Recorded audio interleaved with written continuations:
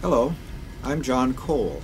I'm the historian of the Library of Congress, and I'm also lucky enough to be the director of the Center for the Book in the Library of Congress, which is a promoter of books, reading, libraries, and literacy in the name of the Library of Congress worldwide.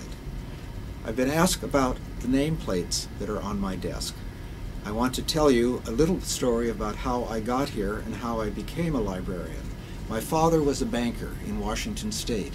This actually is his nameplate, the same name. I'm a junior, even though, so I'm John Y. Cole, Jr., but this is senior, and this nameplate, of course, has wonderful memories for me. I came to the Library of Congress in 1966 with a library degree. I decided if I was going to be a librarian, I needed to come to what was known then, and I think is known now, as the largest and most varied national library in the world.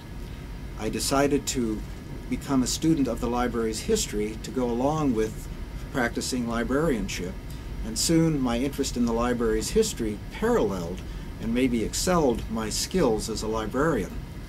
Daniel Borston, the Librarian of Congress in 1977, created the Center for the Book with its goal of promoting books and reading, as I mentioned. The center is small and catalytic and exists largely through networks that we have built throughout the country in states and reading promotion partners. We also, because of the legislation, raised private money for our programming, but the Library of Congress, bless it, pays for our 4 staff salaries.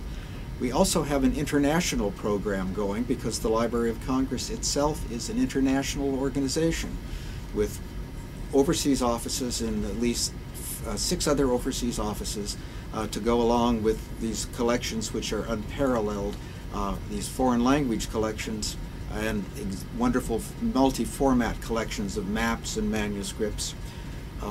One of the nameplates here is in Russian, and this is because of a connection through the National Book Festival, which was created in 2001, and in which the Center for the Book plays a major role. Dr. James Billington, who is a Russian specialist, invited Mrs. Putin, the wife of the president of Russia at the time, to be our guest in 2002 at the National Book Festival on the Mall. That led indirectly to a Russian program for the Center for the Book.